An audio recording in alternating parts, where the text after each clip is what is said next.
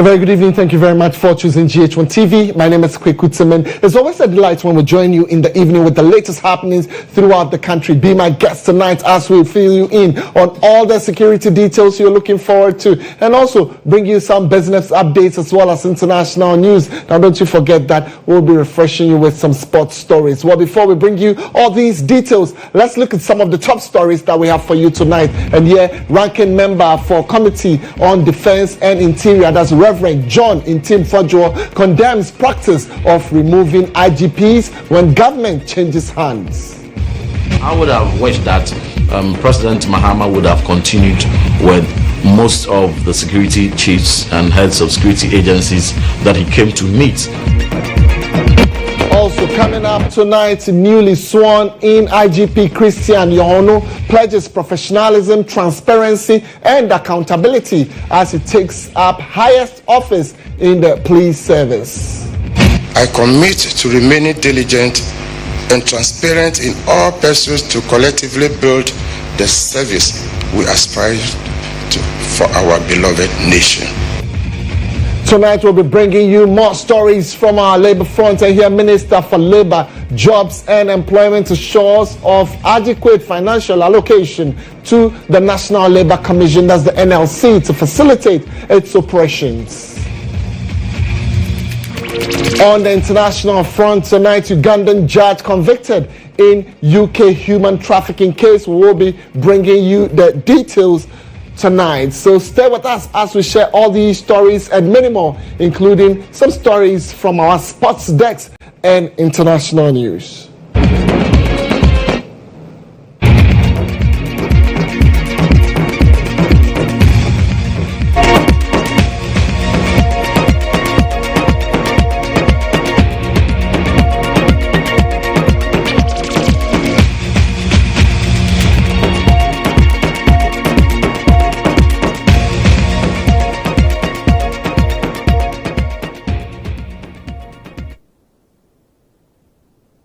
My name is Kweku Temeng. Thank you very much for choosing GHOne TV. Let's take our very first story for the evening. And here, former Inspector General of Police, that's the IGP, Dr. George Ekufu Dampare, has expressed his appreciation to Ghanaians and reiterated his commitment to serving the nation following his replacement as announced by the government. Well, in a statement dated March 14, 2025, Dampare extended a special appreciation to the former President Nana Addo Dankwa Akufo-Addo for appointing him as IGP and making history as the youngest to occupy the position in Ghana's Fourth Republic. Well, he also thanked President John Dramani Mahama for the cordial working relationship they shared during the brief period they worked together. He also expressed his appreciation to religious and traditional leaders as well as sister security agencies for their cooperation and steadfast support. Well, despite his exit as IGP, Dampare reaffirmed his unwavering dedication to Ghana, stating he wishes to express his continuous commitment to Ghana and willingness to serve the nation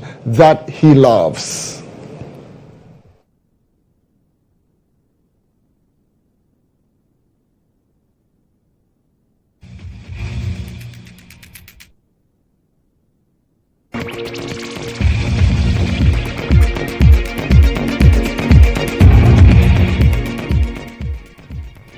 Well, we wish the former IGP the very best in his next phase of life. But we look at other stories around the IGP. Now, President John Dramani Mahama has charged the new Inspector General of Police, COP Christian GHOne, to lead with integrity throughout his tenure in office. While speaking at the swearing-in ceremony, President Mahama stressed that a commitment to ethical conduct is crucial for maintaining public confidence in the police service and strengthening the rule of law. Well, Presidential Affairs correspondent Abdul Hanan Adam has more in the following report. COP Christian GHOne succeeds Dr. George Ekufu Dampare as IGP, who served for 4 years following his appointment by the previous MPP government in 2021. With 40 years of service, COP GHOne is expected to lead the modernization and transformation of the Ghana Police Service. Speaking after the swearing-in ceremony at the presidency, President John Dramani Mahama emphasized the significant responsibility placed on the new IGP to safeguard Ghanaians and ensure law and order nationwide. He stressed that the public expect the Ghana Police Service to be professional, disciplined, impartial, free from undue influence, and non-discriminatory. Ghanaians have high expectations of the police service, and rightly so. Our people look to you for protection. They want to see a police service that is not only professional and disciplined, but also one that is fair and just. Public trust in law enforcement is essential. Without it, effective policing becomes difficult. The police must be seen not as an intimidating force, but as a partner in crime prevention, safety, and development. Officers who serve and protect with empathy, fairness, and respect for human rights are respected in society.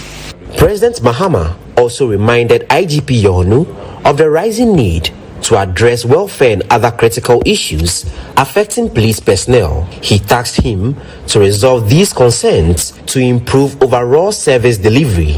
It is crucial that all forms of unethical behavior, from bribery to the abuse of power, are decisively dealt with. We must build a service that is respected both locally and internationally for its professionalism and integrity.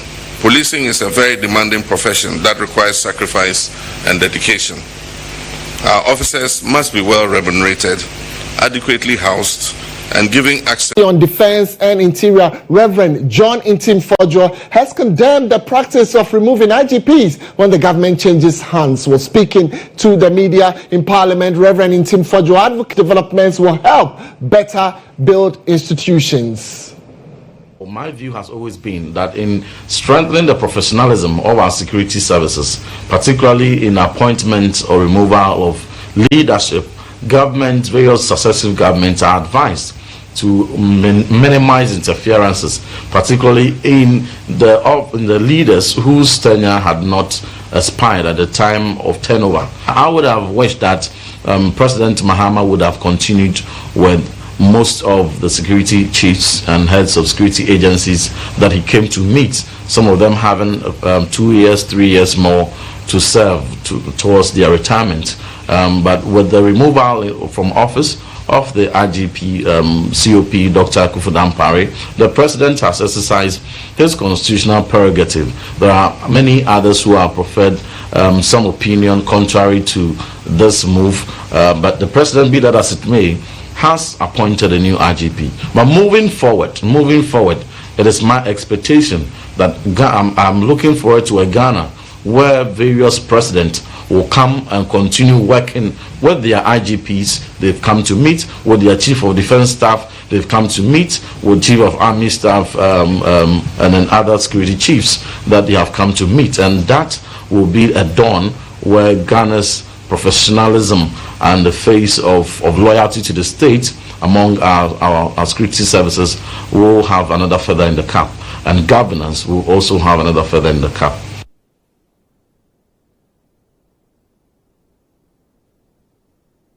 Well, a while ago you heard Intim-Fodjo, the Member of Parliament, but we'll go over the phone lines and engage Peter Tobu, Vice Chairman of the Defense and Interior Committee of Parliament, to speak to some of these issues. Well, thank you very much, Honourable, for your time this evening. So just a while ago, we had Honourable Intim-Fodjo mention that he doesn't see, or the minority primarily mentioning that they really do not see why security heads should be changed anytime there is a change in government. I would want you to react to this. Is there any reason why we have to change IGPs even if they are performing, or so to say, another school of thought, if they are not performing?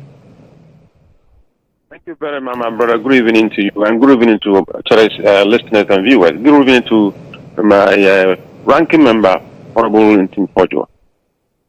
My brother, we are in a democracy, and presidents are elected with a mandate to deliver. His Excellency President John Dramani Mahama was elected to represent the nation. And for the first time in the history of the Fourth Republic, no IGP was changed in January. In 2001, the IGP was changed in January. In 2017, the IGP was changed in January. In 2009, the IGP was changed in January. In January, the IGPs are changed. Is it the right thing to do? That is not the question we are answering. We have a president who thinks that I need to reset the security sector to anchor my national reset. And he's changed the IGP. He's changed the heads of security agencies. Now, apart from Dr. Akufu Dampare, the rest of them are all up to retirement age. Dr. George Akufu Dampare still has some time to go. But he's done his best over 3 years period. If the president thinks that I need to inject fresh blood, I need to inject some fresh energy, some level of morale in the men and women in uniform, and I need a new face to do that, you can't take it away from the president. I have a simple analogy that I use. Let's assume tomorrow morning the president decides that he's withdrawing the personal bodyguard of the Chief Justice, and he's giving the Chief Justice a new police officer. They are both police officers. They are trained to provide security. But the Chief Justice surely will going to resist. Because this is a new person, I don't know him. The Chief Justice will make a choice. So that choice the president has made is a new IGP. So let it be there. I want to find out from you your candid opinion. I mean, replacing of IGPs, do you see it as, look, it's something that is politically motivated, and as such, we need to keep it as it is and not argue about it, because that is what has come to stay? What has come to stay in the Fourth Republic is what has come to stay. And IGPs are changed the moment political parties are changed in elections. But if we can do something new, we should begin to think about letting citizens participate in deciding who becomes the IGP. And that participation should bring Parliament into the picture. And that participation should bring a new legislation. Until we get there, it is the duty of the President, in line with Article 202 of the 1992 Constitution, to appoint an IGP in consultation with the Council of State. All right. I mean, an interesting one there. But yes, here I have Honorable Intim Fojo on the line. Kindly hold on for your brother. You seem to disagree with him on, he believing that, look, IGPs should not be changed, security heads should not be changed, and he's made it very clear. Honorable, thank you for your time. I am on the line with Honorable Tobu here. I want to find out from you, why do you insist that, look, when governments change, it is not necessary to change IGPs? Yeah, good evening, Kweku. I'm excited to be on your show. My point is that the security services are professionals. They are neutrals who are serving the best interests of the nation. And therefore, the leadership, when, for instance, we have a chief of defense staff, or IGP, or chief of immigration, a Controller General of Immigration, or Chief Fire Service Officer, and somewhere in the middle of his term, turnover occurs, a new president takes over. It is needless for them to be removed and new appointments made. I think that to augur well for police professionalism and to be able to strengthen the security sector governance, it's important that we treat these security agencies as professionals as they are, and to reduce the tendencies for political interference. The point about, well, a previous government appointed you, and so I don't trust you, I have to dismiss you and appoint a new person that I trust. These all give tendencies for political interference, and it slips all the way from the top to the various ranks below. And so it is my advocacy that we should be able to have clear amendments or introduction of legislation that will afford security agency heads clear fixed term in office, becoming for a specified number of years, and regardless whoever comes into office in midterm, you ought to continue staying there. And that also would call for absolute neutrality and professionalism, so that no president will have to have any cause not to trust you to cooperate with them. All right, so Honorable Intim Fojo, please hold on for me a little bit. Let me get Honorable Peter Tobu to react to this. So, Honorable Tobu, you've heard your colleague mention reasons why he believes that, look, we should not go this tangent. I mean, even if the previous government went that tangent, it is not right. For continuity's sake, for professionalism's sake, we should look at things from a different perspective. How would you react to what he has just said? I'm grateful. I think that I'm grateful with the point that he's making, but he's talking about the future. I was talking about now. Now, the law that is available tells that clearly in Article 202 of the 1992 Constitution that the President appoints an IGP in consultation with the Council of State. There is no security law tender as we speak now. So if we think as a country, we should develop to a point that we get civil society's involvement, you get the general public involved, you get the people's representatives involved, and we have a new legislation that will decide the way forward. That when you appoint an IGP, you probably can give me a security of tenure that is 2 years renewable, and that you can't do more than 2 terms. Virtually in all probably, if you do 4 years, you have to go. That one is, we are talking about the future. Now, what His Excellency President John Dramani Mahama has done now is according to law. We don't have bad laws. A law is only bad when it's repealed. But if it is the law that is existing, it is the law, it must be respected. Until we have a new law, a new legislation that will guide us to steer away from what is in history now, that is where we are today as a country. Honorable Individual Reverend, let me add, yesterday there was an injunction filed at the Supreme Court to prevent President John Dramani Mahama from dismissing Dr. George Ekufu Dampare. Well, the plaintiff argued that due diligence has to be done before any security head is removed. Well, do you think that, look, there was due diligence on the IGP here before he was just asked to, bow out from where you sit? There's no contention about what has been done. The president has exercised his third constitutional prerogative, and for various reasons or grounds, which has not been made known to anyone, he has removed the IGP and he has appointed a new IGP.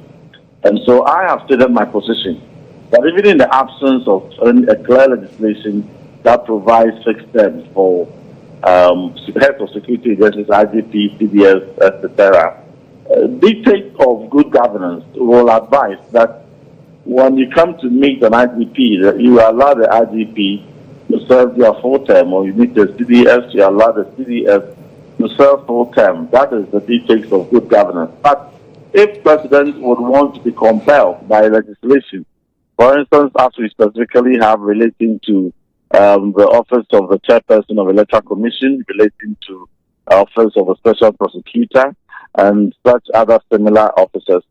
So be it. I am for that legislation, and that is my advocacy. But be that as it may, as we speak, the President Mahama has exercised his constitutional prerogative and has made new appointments. What we can do now is to congratulate the outgone IGP, Dr. Ekufu Dampare, for the sterling leadership and for the key transformation that he has brought to the police visibility, declining crime rate, and to thank him for his services, which to me he's been one of the highest performing IGPs we've ever had in the Fourth Republic, and to congratulate the newly appointed IGP, Christian GHOne, and to assure him of our support and our cooperation to ensure that he sustains the gains that his predecessors have made, that it brings on board a focus that is to strengthen the police administration, visibility, heighten professionalism, and reduce corruption that is misperceived to be within the police service, and to ensure that the Ghanaians feel safe on all our streets, in our homes and various workplaces, and to ensure that our security credentials do not weaken. So that is the support all of us have to give him until such a time when we have such a law that is in place. But my position is, even now, as the status quo is, President, in the dictates of good governance, can respect and allow the full term of the heads of security agencies. All right, thank you very much, Reverend Intim Fojo.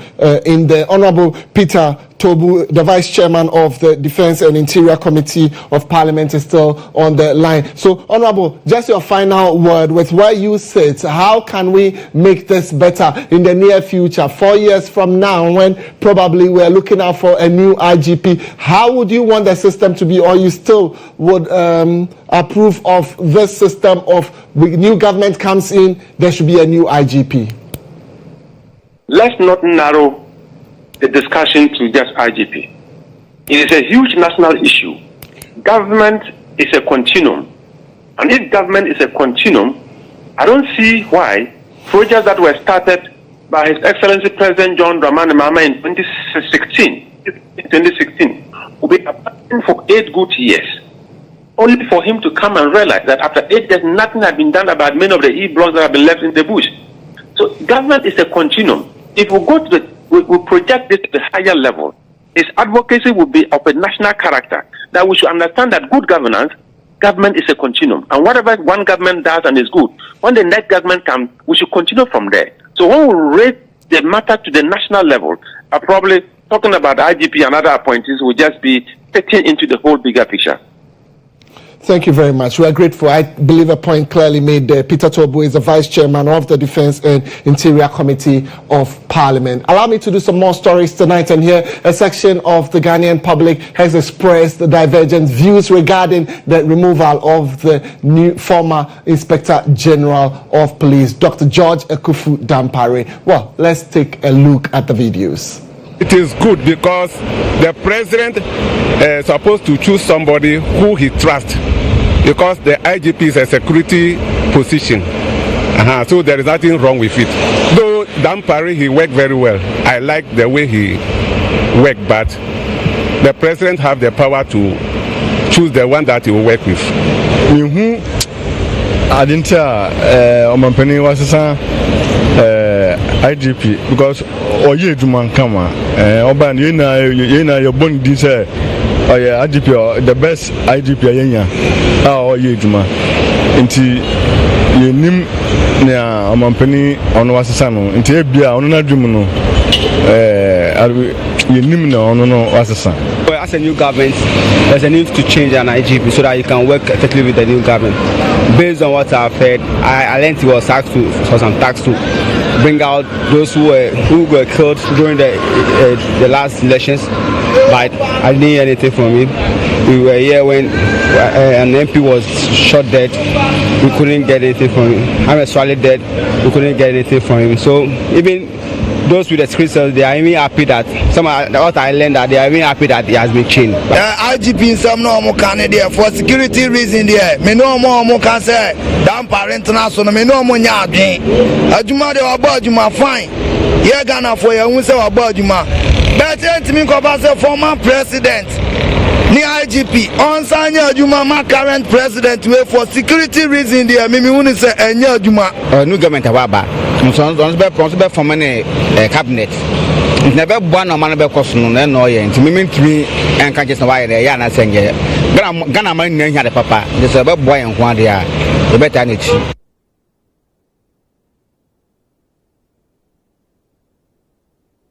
It would be great to get your opinion also on all our social media platforms. Well, let me just still stay on the IGP a little bit. After months of speculation and anticipation, Ghana finally has a new Inspector General of Police. As the IGP COP, Christian Tete GHOne, has been appointed as the country's top cop, tasked with leading the Ghana Police Service into a new era of law enforcement. But who is the man behind the badge? My colleague Peter Kwao Adato looks at the career, credentials, and the vision of Ghana's new IGP in the following report.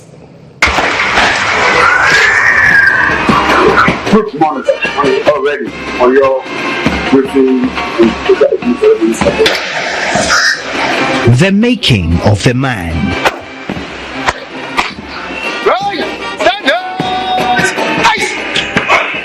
This is a story of greatness, a story of dedication.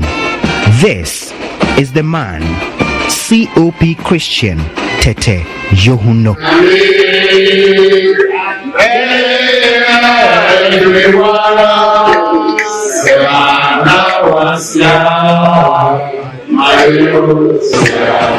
It all began when a passionate young man found his purpose to serve his country, Ghana. In policing, he saw a dream.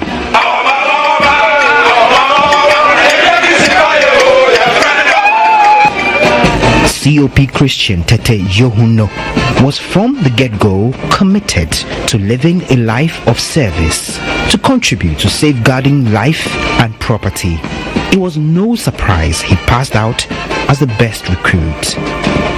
COP Christian Tete Yohuno was posted to the National Police Headquarters in Accra, where he served for 4 years before enrolling in the Police Academy in 1991 as an undercadet.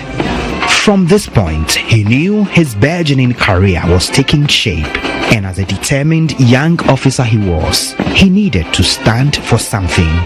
Then I went to my first peacekeeping 1998 to 99, and I rose up to be a commander for the UN at the district Eventa. His services were required back in the Volta region not long after.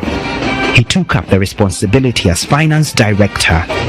Within this period, he was required back on peacekeeping duties, this time in East Timor from 2003 up until 2005. From over there too, I rose up to a command position.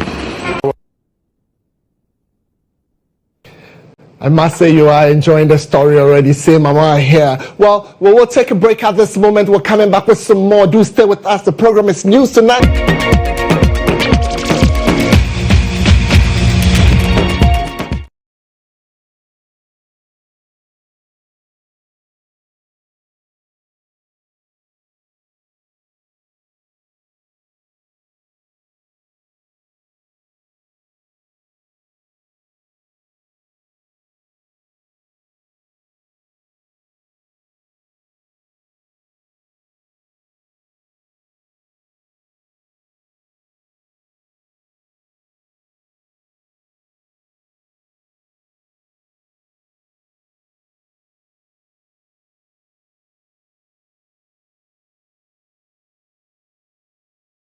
Well, we're grateful for your time. Thank you for keeping faith with us. If you are just joining in, this is News Tonight, and we still have some more local stories for you. Now, President John Dramani Mahama has made new appointments to the Ghana Immigration Service, or the Ghana National Fire Service, and the Ghana Prison Service. Well, the new appointees were named in a statement from the presidency signed by Felix Kwachi Ofosu, spokesperson to the President and Minister of Government Communication, issued on Friday, March 13. Well, the appointees are DDGP 3 Patience Bafo Boni as Director General of the Ghana Prison Service, and DCFO Daniela Mausi Into Sapon as Chief Fire Officer, and DCI Samuel Basentale Amadu as Controller General of the Ghana Immigration Service. Well, this automatically replaces those occupying the positions currently.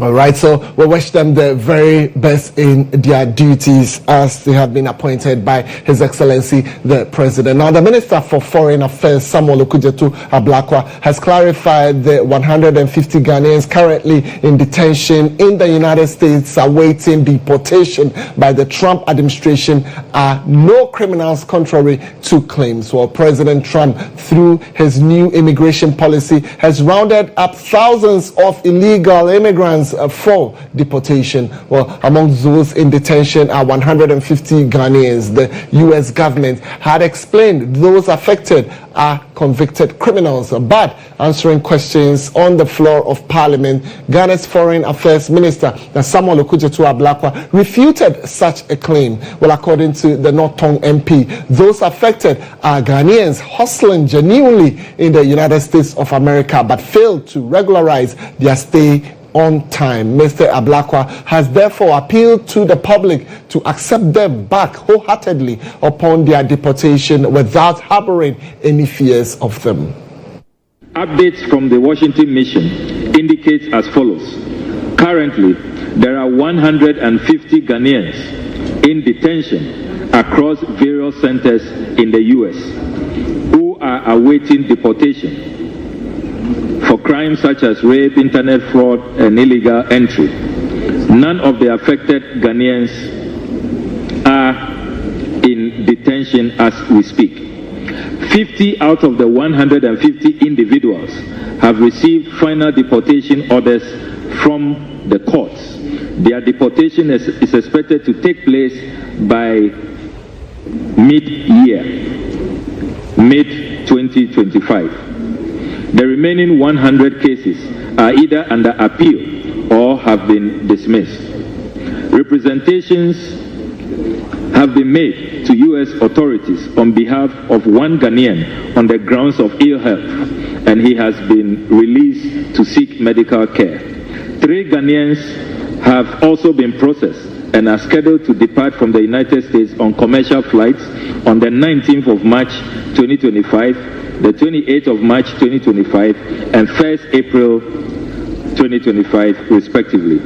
10 Ghanaians have also been interviewed by the embassy to verify their nationalities and ensure that they have received a fair hearing. They are now awaiting the Department of Homeland Security to purchase their flight tickets before their travel documents for their deportation can be issued.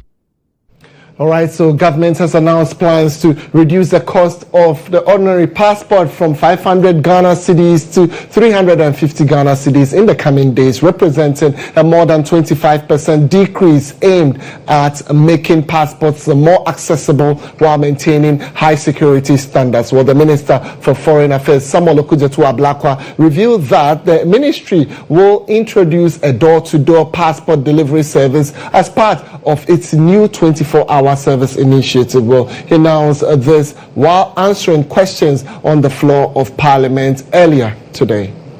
In our efforts to make passports more accessible to all Ghanaians and per instructions I have received from His Excellency President John Dramani Mahama, we are pleased to announce a reduction in the cost of the ordinary passport booklet, that is the 32-page booklet, from the 500 Ghana cedis to 350 Ghana cedis.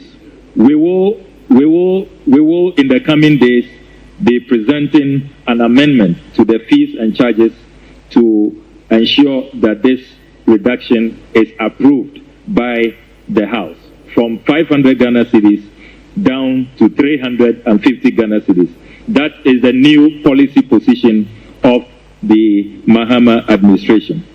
I'm sure, Mr. Speaker, you might have read that a passport reform committee has been set up to study and review the contract which we inherited. That review is underway, and indeed all the partners are meeting tomorrow to conclude the exercise of the review. When the review of the contract is done, we will move into a phase-out rollout of the chip-embedded passport, and we expect a smooth transition. Well, many Ghanaians have welcomed the decision to reduce passport fees, noting that it is an essential tool for any Ghanaian wishing to travel abroad and should not impose a financial burden. Passport is something that every citizen who wants to acquire one should have, and these are things that should be affordable by every Ghanaian. So moving it from 500 to 350 is a very good thing. We thank the minister for the reduction of the passport fee, and I think it's quite okay for us. Some of us, we have a expired passport, so with that it will encourage us to renew our passports. As a Ghanaian, I'll say a very big thank you to the Minister of Foreign Affairs, because this is something that I also look forward to, because I also have the dream or the mindset of going abroad.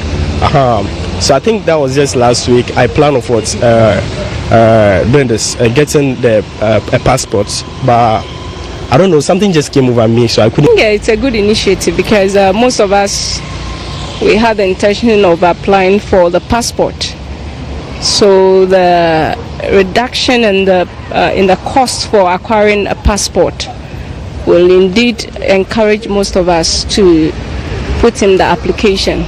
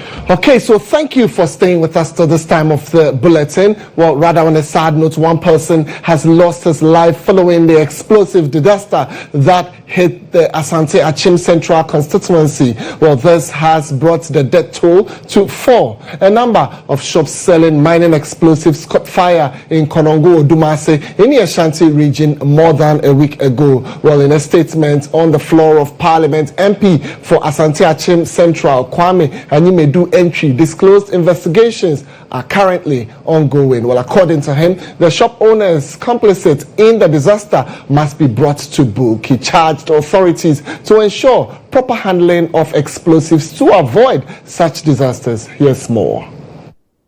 Asante Achim Central experienced an unfortunate fire outbreak and explosions that were close to what had happened at Apiate on the 20th of January 2022. The shop owners that had the explosives were invited by the police and investigations are ongoing. I believe the law will take its course. The Speaker, the firefighters are also receiving medical attention at various hospitals.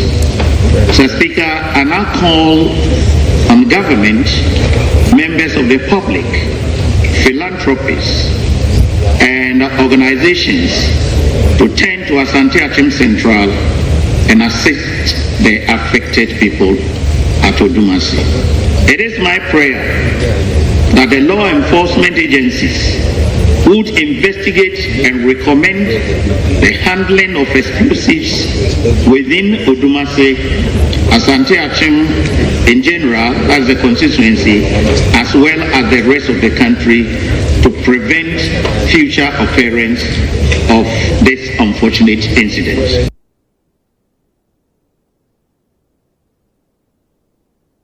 Well, may the souls of those who have lost their lives in that explosive disaster rest in perfect peace. Let's talk labor now. The Minister for Labor, Jobs and Employment, Dr. Abdul Rashid Pelpu, has reaffirmed his commitment to ensuring adequate financial allocation to the National Labour Commission, that's the NLC, to facilitate its operations. Dr. Pelpu made this assertion during a familiarization visit to the NLC's offices aimed at gaining a deeper understanding of the Commission's current operational challenges. There's more in the following report by Kelvin Powell.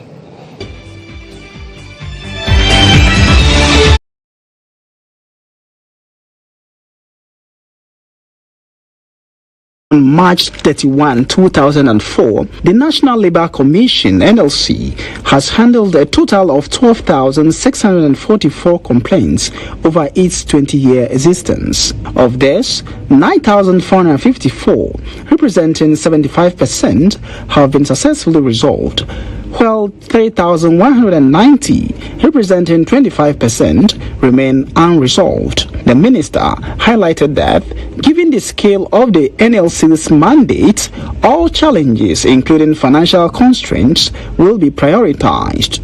Somehow, I'm willing to go along with them, work for them, make sure they get what is required. They had been given unfair treatment over a long period of time, not replacing their workers, not giving them enough money to run, but we are determined to help resolve these problems. We have a very committed working staff, and I admire their output and their commitment to work. In an interview with GHOne Business, Dr. Benis Welbeck, Director of Administration and Human Resources at the NLC, shared that the Commission has been unable to operate since January 2025 due to the absence of 2 government appointees whose terms ended in December 2024. We had actually put in systems to move the cases. What has created the backlog that we have is because we have a vacancy on the commission, right? Based on the Transition Act, the government representatives have been terminated, and so there's need to do new appointments, 2 members representing government on the commission, so that the commission can continue with hearing the cases, and he has assured us that next week. While there are no known symptoms or cure, early detection and management are crucial. It could be hereditary and cause irreversible vision loss if not treated early. Statistics indicate that Ghana has the highest prevalence rate of glaucoma in Africa. About 700,000 Ghanaians are living with glaucoma, with 60,000 being blind from the condition, and over 360,000 are unaware they have it. As there is the likelihood that these figures will surge to over 111 million people by 2040, head of the National Eye Care Unit at the Ghana Health Service, Dr. Afake, has warned parents to promptly take children with eye complaints to the hospital to prevent glaucoma-related blindness. The Ministry of Health, together with the Glaucoma Patients Association of Ghana, is creating awareness to alert the public on the need for regular eye and optic nerve checks to discover glaucoma as early as possible and prevent visual loss. In his address, Acting Director for Technical Coordination, Dr. Hafiz Adam, outlined the ministry's efforts to combat glaucoma. The treatment of glaucoma has been included in the benefit package of NHI. The drugs for glaucoma has also been subsidized. Then again, the surgical intervention has also been absorbed. And so these are the number of things that the Ministry of Health is doing, apart from building the capacity at the lower level to be able to detect early and also for treatment.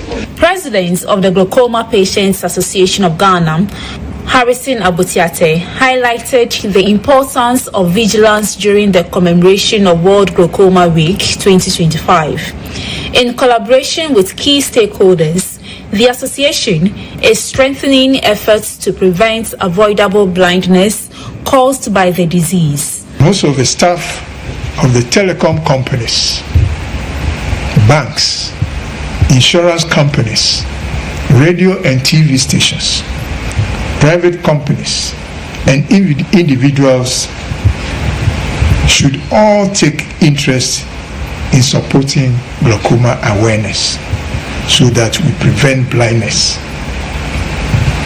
World Glaucoma Week is a global initiative, a week set aside in March each year by World Glaucoma Association and World Glaucoma Patients Association to create awareness and alert everyone to have regular eye and optic nerve check to discover glaucoma as early as possible and thus prevent visual loss. World Glaucoma Week is a global initiative by the World Glaucoma Association and World Glaucoma Patients Association of Ghana. This year's celebration is themed Uniting for a Glaucoma-Free World. All right, so we brought you some local stories. We've also updated you with stories from our world of business. It's now time for us to fill you in with some sports news.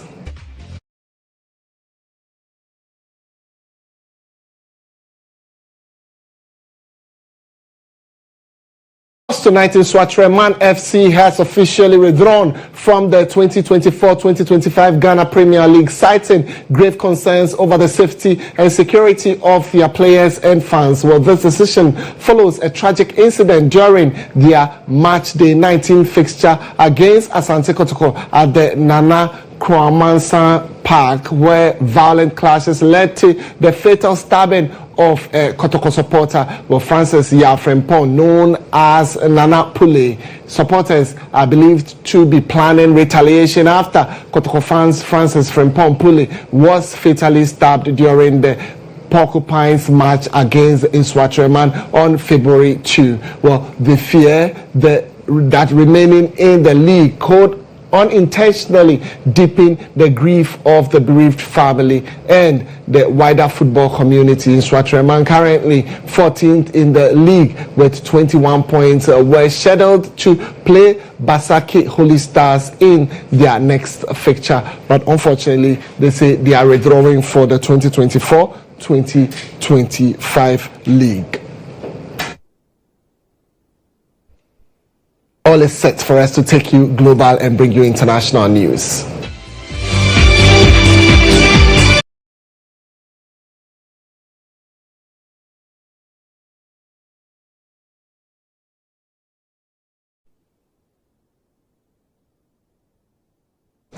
On the international front, a Ugandan judge has been found guilty of human trafficking and conspiracy to intimidate a victim in a case that has shocked observers. Lydia Mugambe, a High Court judge in Uganda and a UN judicial officer, was arrested under the Modern Slavery Act in the UK. Police footage showed her expression of disbelief as officers informed her of the charges. Well, she insisted she had diplomatic immunity and denied any wrongdoing. During the trial, prosecutors argued that Mugambe had exploited a young Ugandan woman, misleading her about the purpose of her travel to the UK and subjecting her to unfair working conditions. Well, the prosecution also claimed she conspired with Ugandan Deputy High Commissioners to facilitate the woman's entry into the country. Well, in exchange, she allegedly agreed to intervene